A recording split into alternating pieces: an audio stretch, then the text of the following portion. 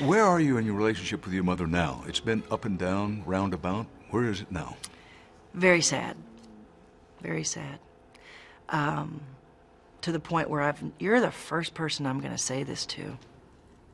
Exclusive, Dan Rather moment is the way I think of this, because I won't talk about it. It's too painful. Our last tour was devastating. It's like, though it's not physical death, it's the end. And we don't talk much. It's going to take time, I think, and I didn't expect to cry.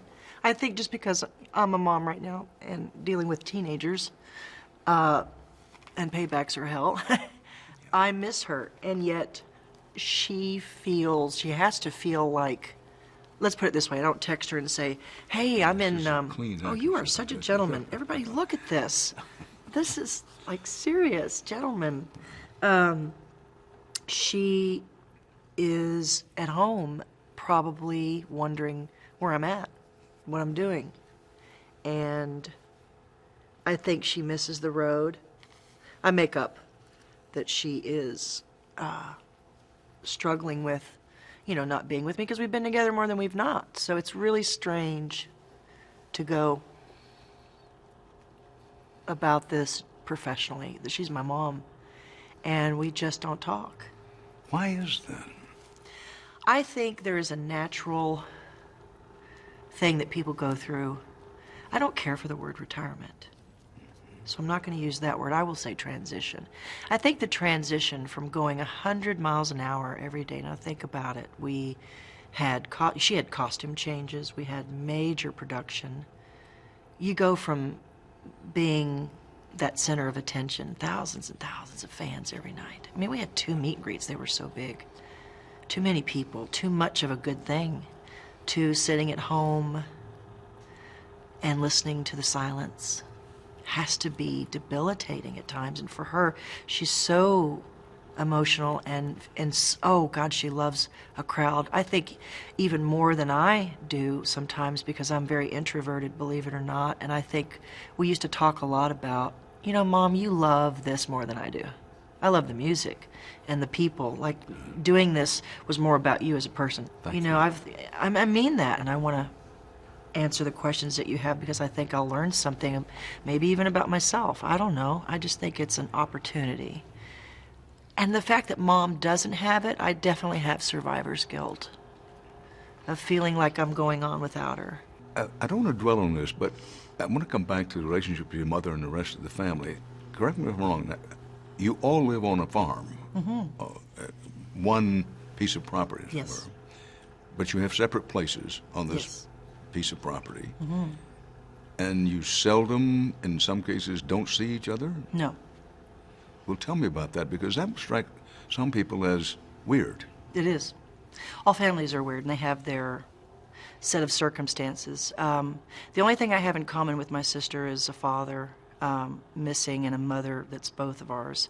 She and I are very different. We don't communicate, nor do we spend time together, and that's a long history of being apart. I was away from Ashley at age 18. She was 14. And I think at 14 I actually became independent of the family. I think out of necessity. Kids are going to do what they do to have their needs met. And I raised Ashley, so I think there's a lot of work we still have to do about where do we find the sister in all of this. I'm not just she called me sister mommy, and I really had a hard time with that because I was like, I don't want to be your mommy, I want to be your sister. But the way life was, I was famous at 18. I wasn't there for her prom. I wasn't there as a sister. And we've just developed, it's like a marriage that's developed separate lives. We have been running really fast. Success is a good thing, and it takes you away from the people you love. It just does, I've toured with my mother for 30 years. I've given her as much of my life as any, daughter can. That was a full-time job. And because of those dynamics, honestly, and this is hard to admit, but it was almost as if I had to pick one out of the two. And at the time, I was so busy, Dan, being reactive It was hard to be proactive. Now that I'm older, I'm seeing time slip away. We've missed out on a lot. I have a lot of tears for the times we've missed out on. Ashley has her agenda. I have mine. I have 2 kids. Ashley's, single, and she travels the world. I can't do that like she can. I don't have that, My choice is to be a mom, and I'm at home.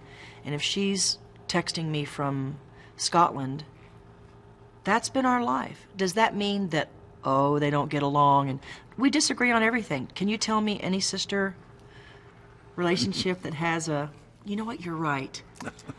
I don't think so. So you're right, we are dysfunctional. I never knew my father. I found out at 30, the man who I thought was my father is not. There's stuff in there. We've been very honest about it. It's made us who we are today, broken and blessed. Listen, I know that at least at one time it was your practice to have a theme for every year, a family theme. As we said here at the beginning of a new year, do you have a theme for this year? I actually want to be credited with the fact that I knew you were going to ask me this question, because it is such a New Year thing, as well as, words are so powerful. I knew you were going to ask me, and I have picked out a word. Every year, most of them start out with reestablishing, Mine is recovery. I'm recovering so many things. I'm recovering some of the things that have been lost along the way. Things that have been lost along the way. What's been lost along the way? A little bit of innocence here and there. We get jaded. We get so darn smart. We get, what is it that I read recently about having decided to join Twitter, which has been both a blessing and a burden. Just the recovery of the wonderment of why I got into this business in the first place, and that is to sing. We get bogged down by the business, by the expectations, by the things we read, the pressures, and the expectations are overwhelming, especially right now, that I want to recover from that perfectionism and be, as I said earlier, imperfect, perfectly imperfect, and allow myself to play. I want to recover my lost innocence of just waking up and saying, good morning, God, instead of, oh, God, it's morning. What have I got to do to be a champion? Because I was raised to be a champion. I know how to work hard. I just want to recover from all the stuff that we endure in 30 years of being professional. Well, being professional in your work, what are specifically you working on now? You have a new album you're working on? Have you finished it, or you're still in progress working on it? I'm working as hard as I've ever worked. I don't know about you, but as I get older, sometimes it feels like I work twice as hard to get half as far on particular days. I know that feeling only too well. In my 20s, I took it for granted. And I talk a lot about that on stage, about being 20 and literally sharing a dressing room with Tammy Wynette, Loretta Lynn, Dolly Parton, the greats, the legends, the sheroes and heroes that I grew up with. And now that I'm 50, I'm one of them. And that younger generation of greatness is now looking up to me, and I'm going, what does this mean? What's that responsibility? How much of it do I own, and how much do I let go? And so for me, I just want to be free, and I want to be able to sing the music that I love, and I'm singing it right now in a way that I never have. And we're making a record live, like they did in the good old days, where you sing it while the band's playing. And it's, again, perfectly imperfect. I think this theme this year is to get away with as much as possible and have fun. Well, you talked about feeling the pressure, and one of the things you want to do is feel less pressure and do what you really want to do. But, your record shows, I'm a believer you are what your record is. That's your record in life. Your record shows that you have been an absolute hit-making machine.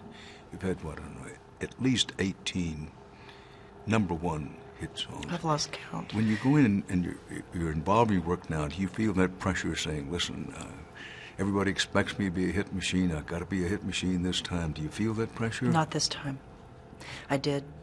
And I fired myself as manager of my career. God's my boss. And it's not about religion, it's about spirituality. I got really tired and exhausted from feeling as if I'm the lone female on a Conestoga wagon, crossing the Great West. I just can't do that anymore. I've done that. It's really exhausting, and I am relying on my team more. I'm delegating. I'm saying no. That was a huge one for me.